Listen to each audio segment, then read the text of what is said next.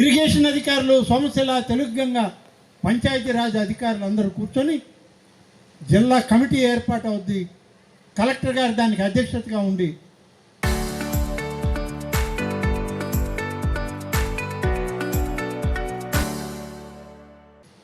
ప్రభుత్వం ఇచ్చిన ప్రాధాన్యతలో ఏమేమి పనులు ఉన్నాయో ఆ పనులు మంజూరు చేస్తారు. మంజూరు చేసిన తర్వాత దాదాపుగా 70 నుంచి 80 రోజుల లోపల ఈ పనులు మనం పూర్తి చేయాలి. ఒకవేళ ముందుగానే అయిపోయింది, ఇంకొక పని మొదలు పెడదాం. ఇట్లా 100 రోజుల కార్యక్రమం ఈ జలధార కార్యక్రమం అని చెప్పి మీకు మనవి చేస్తూ ఉన్నాను.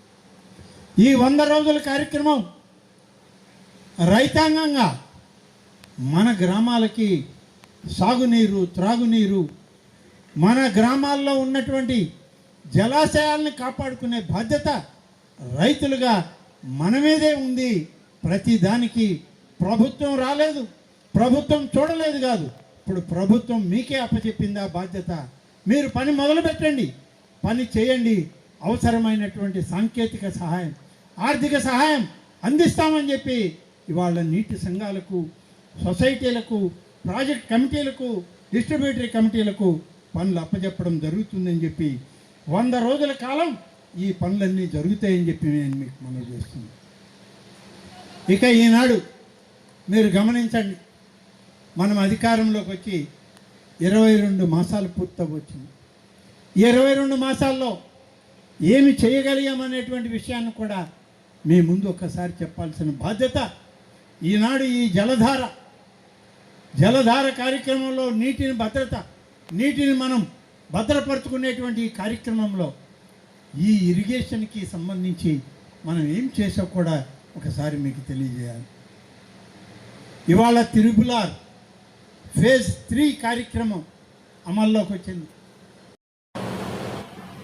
ఈ పనులు చేయడానికి ప్రతిపాదనలు పంపిస్తే తర్వాత వచ్చిన ప్రభుత్వాలు వాటిని పట్టించుకోకపోతే ఇటీవల వీటిని అధికారులు మా దృష్టికి తీసుకొస్తే ఈ త్రిబులార్ పథకం కింద ఆత్మకూరు నియోజకవర్గంలో ఏమేమి ఉన్నాయనేటువంటిది ఒకసారి లెక్క చూస్తే దాదాపుగా ఈ కార్యక్రమంలో ఇప్పుడు 13 చెరువులు ఏఎస్పేట మండలంలో,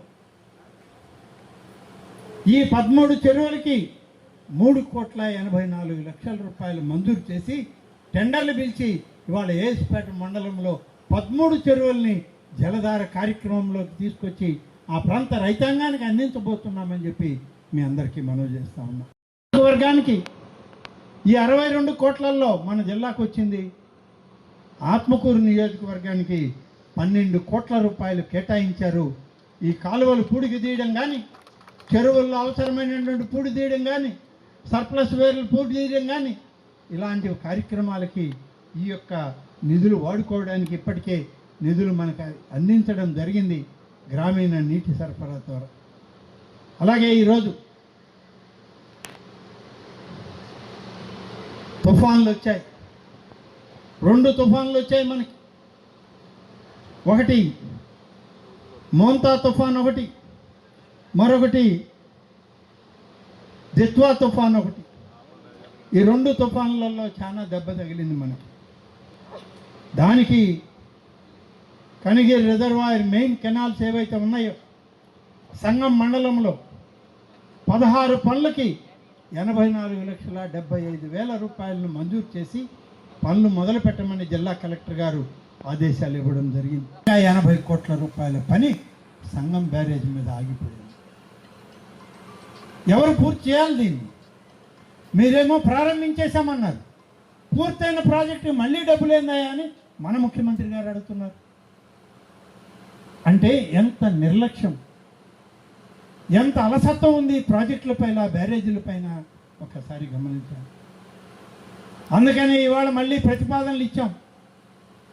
ఇటీవల ముఖ్యమంత్రి గారు అసెంబ్లీ సమావేశాల తర్వాత నెల్లూరు జిల్లా శాసనసభ్యులు 10 మందిని పిలిచారు.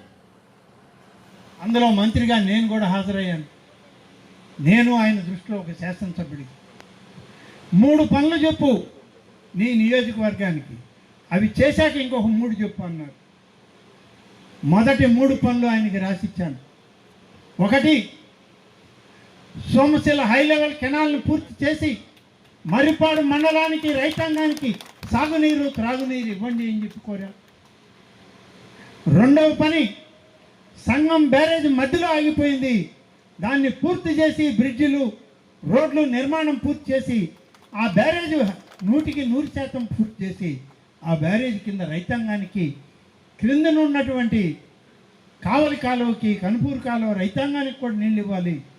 కాబట్టి అది రెండవ ప్రాధాన్యతగా నాకు ఇవ్వండి అని అడిగాం. కానీ ఒకటి గమనించండి, సంగం బ్యారేజ్ మాత్రమే మనది, కావలి కాలువ మంది కాదు. మొత్తం కావలి ప్రాంతానికి సంబంధించింది. కనుపూరు కాలువ మంది కాదు. నెల్లూరు రూరల్ నుంచి సర్వేపల్లి నియోజకవర్గంలోని మనుబోలు మండలం చివరి వరకు పోయే కాలువ. కానీ ఆ 2 ఎమ్మెల్యేలు కాదు, దానికి ప్రాధాన్యత క్రమం మనం ఇచ్చామని చెప్పి నేను మీ అందరికీ మనం చేస్తాను. ఇది మనకు ఉన్నటువంటి నిబద్ధత. కేవలం గిరిగూసుకుని ఏదో ఒక లైను, ఈ లైన్ దాటనంటే అది సరైన విధానం కాదు. మనం మన కార్యక్రమాలు చూసుకుంటూనే మన ప్రక్కన ఉన్నటువంటి నియోజకవర్గాల అవసరాలను కూడా తీర్చే కార్యక్రమం చేసినప్పుడే ఈ జిల్లాకు పటిష్టవంతమైన నాయకత్వం ఏర్పడుతుంది తెలుగుదేశం ఉమ్మడి కూటమి ప్రభుత్వంలో అని చెప్పి మనం ఆలోచన చేసే, అటు కావలి కాలువకి ఇటు కనుపూరు కాలువకి సంగం బ్యారేజ్ మధ్యలో ఆగిపోయింది, దాన్ని పూర్తి చేయండి, మాకు 80 కోట్ల రూపాయలు ఇవ్వండి అని చెప్పి రెండవ ప్రాధాన్యతగా అడిగితే సరే అని చెప్పి ముఖ్యమంత్రి గారు ఆమోదించారు.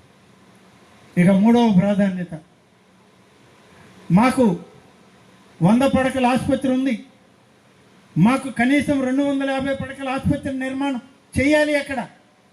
కానీ 100 పడకలతోనే 12 సంవత్సరాల నుంచి నిలిచిపోయింది. ఆనాడు నేను మొదలుపెట్టిన ఆసుపత్రి అక్కడే ఉంది తప్ప ఒక్క అడుగు ముందుకు పోలేదు, ఒక్క పడక పెరగలేదు. దాన్ని 250 పడకల ఆసుపత్రి చేస్తే ఈ యొక్క ఆత్మకూరుకే కాదు, అటు ఉదయగిరి నియోజకవర్గం, దక్షిణ పడమర ప్రాంతంలో ఉన్నటువంటి బద్వేల్ నియోజకవర్గానికి కూడా అతి పెద్ద ఆసుపత్రిగా ఇది తయారవుతుంది, మాకు ఆసుపత్రి ఇవ్వండి అంటే మూడవ ప్రాధాన్యత కింద దాన్ని టిక్కు పెట్టడం జరిగింది. ఇవన్నీ మనకు ముఖ్యమంత్రి గారు ఇచ్చిన హామీ.